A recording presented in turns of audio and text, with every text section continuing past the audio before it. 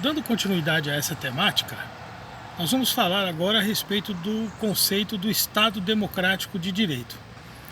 Se nós olharmos o preâmbulo da Constituição Federal, nós vamos ver que lá no preâmbulo está escrito assim, né? Nós, representantes do povo brasileiro, reunidos em Assembleia Nacional Constituinte para instituir um Estado democrático. Ora, vocês aprenderão na disciplina de Direito Constitucional que isso parece um desvirtuamento do poder constituinte originário. Porque no momento em que uma nação resolve organizar uma Constituição, em tese não há nenhum condicionamento. A nação pode definir os valores da maneira como quiser. E quando a gente lê o preâmbulo da Constituição, a gente percebe que aparentemente havia um condicionamento naquela Assembleia Nacional Constituinte. Condicionamento de instituir um Estado democrático. Isso justifica por quê? Porque, afinal de contas, desde 1964 até mais ou menos 84, 85, tecnicamente até 1988, que foi quando inaugurou-se a nova Constituição, o Brasil viveu um período de ditadura militar. Portanto, distante dos valores democráticos. Então, naquele momento, a Assembleia Nacional Constituinte se organizou com esse pressuposto, o de instituir um Estado democrático. E essa foi a pauta, esse valor norteou as discussões todas que culminaram com a Constituição Federal de 1988. Mas o fato é que o Estado democrático, pessoal, está definido no parágrafo único do artigo 1º da Constituição Federal. Todo poder será exercido pelo povo. O poder emana do povo. Então, numa democracia, a vontade que deve predominar é a vontade do povo. E de que maneira o povo exerce esse poder? Exerce de maneira direta e de maneira indireta. A predominância, pessoal, é a maneira indireta, que é através do voto, através das eleições. Lembrando, qualquer um de nós poderá se eleger, poderá se candidatar. Vocês terão na disciplina de Direito Constitucional uma parte da Constituição Federal, estudarão isso, que fala sobre os direitos políticos. Tá? O momento não é agora. Mas o fato é que qualquer um do povo, em tese pelo menos, satisfeitas algumas condições, poderá ser candidato e se eleger. E exercer o poder em nome de todos os demais que em si votaram. E mesmo também representando aqueles que não necessariamente não votaram nele. Mas o fato é que essa é a maneira principal de exercício do poder na democracia brasileira, no Estado democrático, o direito do voto. É uma pena, infelizmente, que nós ainda nos preocupamos com política somente no dia da eleição, somente no momento da eleição, e depois esqueçamos os candidatos e aquilo que eles estão fazendo no momento em que nos representam. É uma pena que isso aconteça, mas infelizmente é uma realidade no nosso país. Existem países onde o voto sequer é obrigatório. As pessoas vão votar porque querem, porque têm consciência a respeito disso. No Brasil, o voto é obrigatório. As pessoas têm que votar, sob pena de sofrerem sanções depois, sob pena de virem a sofrer restrições de direito, virem a ter que pagar uma multa, Mas, infelizmente, a consciência do voto ainda é uma coisa muito distante no nosso país. Mas o fato é que essa é a principal maneira do povo exercer o poder, através do voto. Existem maneiras diretas? Existem maneiras diretas, como, por exemplo, a Lei de Iniciativa Popular. A Lei da Ficha Limpa, pessoal, é uma lei de iniciativa popular. Alguém do povo escreveu, pegou uma quantidade X de assinaturas, vocês verão isso na disciplina de Direito Constitucional, processo legislativo, pegou uma determinada quantidade X de assinaturas em determinados locais do nosso Brasil, há necessidade de uma capitalidade, e aí automaticamente isso é levado ao Congresso para vir a se transformar numa lei. lei de iniciativa popular, uma maneira direta de participação e exercício do poder pelo povo. Existem também figuras como, por exemplo, o plebiscito e o referendo. O plebiscito é uma forma de consulta popular. Exemplo de plebiscito aconteceu no Brasil em 1993, uma consulta a respeito da forma e do sistema de governo que o povo brasileiro gostaria de ver em nosso país. Então o povo decidiu se queria monarquia ou república e se queria parlamentarismo ou presidencialismo. E naquele momento ratificou o que já vinha acontecendo no nosso país desde a proclamação da República, que foi a República presidencialista. Existem muitos vídeos no YouTube da campanha que aconteceu naquele momento. Atores famosos de televisão fazendo campanha a favor da república, da monarquia, do parlamentarismo e do presidencialismo. Eu convido você a ir em busca desses vídeos, porque é uma experiência bastante interessante. Lembrando que nas nossas próximas aulas nós vamos estar exatamente conversando a respeito desses assuntos. A forma e sistema de governo, república, monarquia, parlamentarismo e presidencialismo. Mas voltando então, esse foi um plebiscito que aconteceu no nosso país. Existe a possibilidade também do referendo, pessoal. O referendo significa o seguinte: uma determinada iniciativa legislativa já prevê que mesmo depois de aprovada no Legislativo, o povo será consultado a esse respeito. E foi o que aconteceu, por exemplo, sobre o Estatuto do Desarmamento. O Estatuto do Desarmamento foi aprovado no Congresso Nacional e o povo depois teve que referendar o Estatuto do Desarmamento, o que fez no momento de uma eleição, aprovando a lei como ela havia sido aprovada no Poder Legislativo. Então, numa democracia, o poder emana do povo. O poder é exercido pelo povo, que vai exercer esse poder de maneira direta ou indireta. A principal dessas maneiras, mais constante, ocorre no nosso país de 2 em 2 anos, é através das eleições, né? Esse ano de 2020 existem eleições previstas para prefeito e para vereador.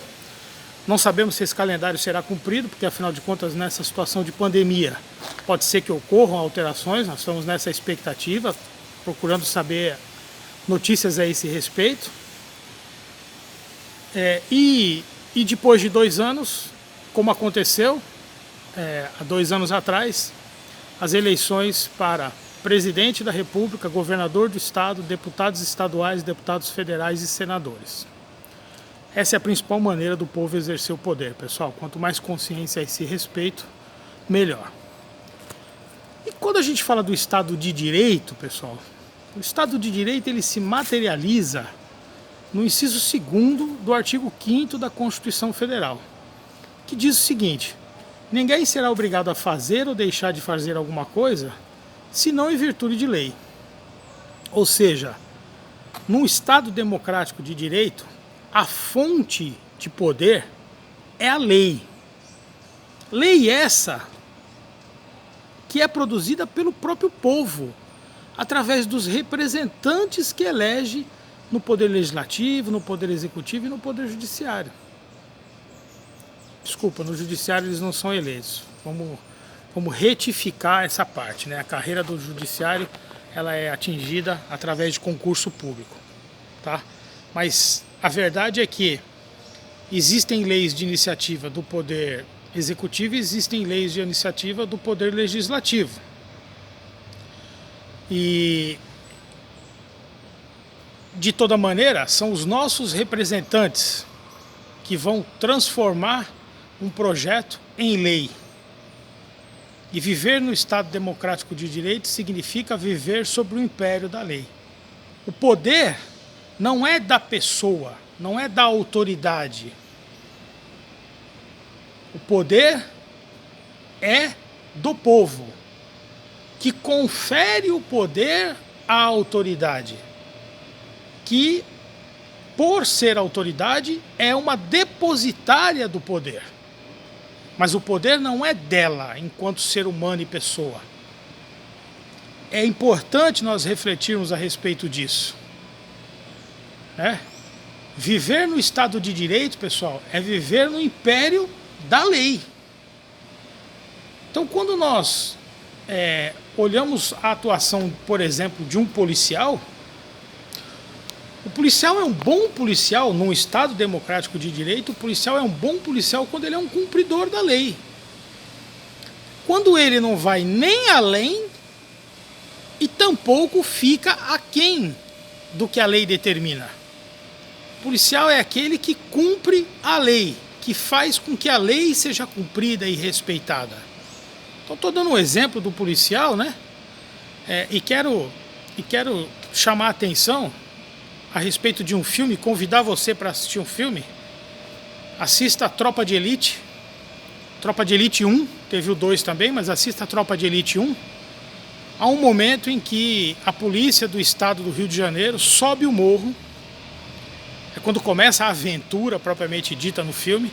É uma obra de ficção, mas que infelizmente tinha muito pé na realidade do que acontecia no Rio de Janeiro, se é que não acontece ainda. Eu sinceramente não tenho um conhecimento prático para dizer que continua acontecendo, mas o fato é que efetivamente acontecia muito no estado do Rio de Janeiro, polícia subindo para pegar dinheiro do tráfico. Por quê? No alto do morro estava acontecendo um baile funk e várias ilicitudes. A polícia, em vez de subir para combater as ilicitudes, fazer com que o direito seja e fosse respeitado, ao contrário, ela sobe para pegar um dinheiro e para fechar os olhos e fingir que nada daquilo estava acontecendo. Portanto, ficando aquém do que a lei determina.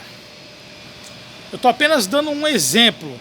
O filme também mostra inúmeras cenas de tortura. Então é a polícia indo além do que a lei determina. A lei não permite nem a tortura e nem o recebimento de dinheiro para a permissão, em troca da permissão do cometimento de ilicitudes. Então, viver no Estado de Direito significa viver sob o império da lei. A autoridade é depositária do poder que o povo lhe conferiu. Mas o poder, ele vem da lei. Lei essa que é produzida pelo povo. Vocês vejam, olha só, viver no Estado de Direito, pessoal, significa, por exemplo, se alguém está te acusando de alguma coisa,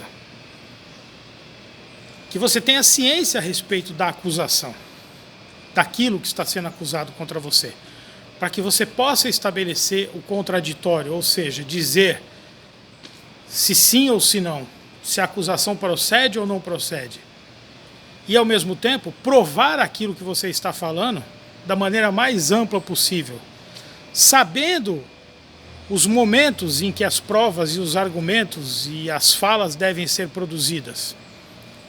Você deve estar lembrando, eu estou falando de 3 valores que estão na Declaração Universal dos Direitos Humanos e também na nossa Constituição Federal Brasileira, no artigo 5º, que são o direito ao contraditório, o direito à ampla defesa e o direito ao devido processo legal.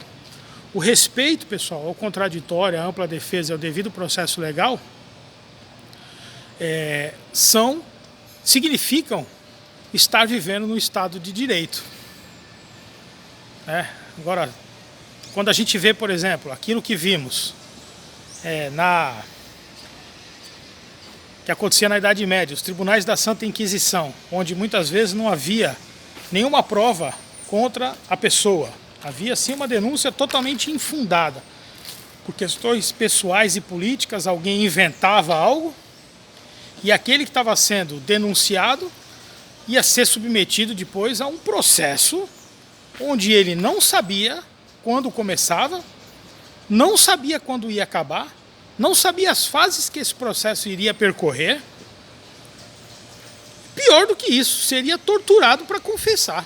A tortura era o método oficial em busca das confissões. Isso não é viver em Estado de Direito.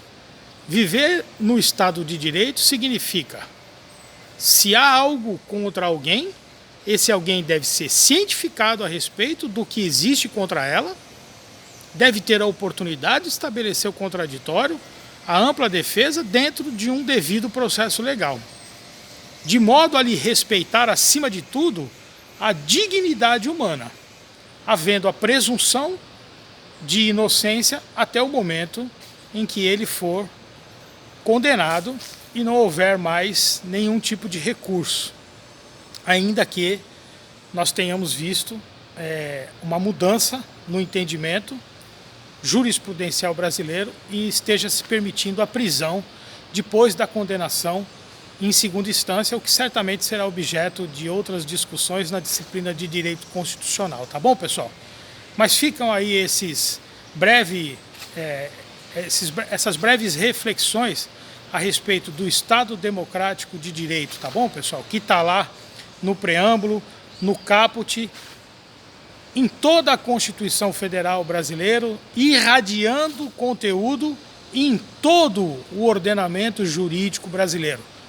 Não há de haver na legislação brasileira nada que contrarie o Estado Democrático de Direito, porque esse é um valor constitucional, é uma cláusula pétrea, que deve ser muito bem preservada na Constituição Federal Brasileira, porque esse é um valor do nosso povo, esse é um valor da nossa nação.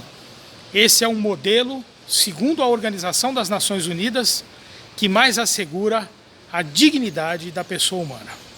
Um abraço.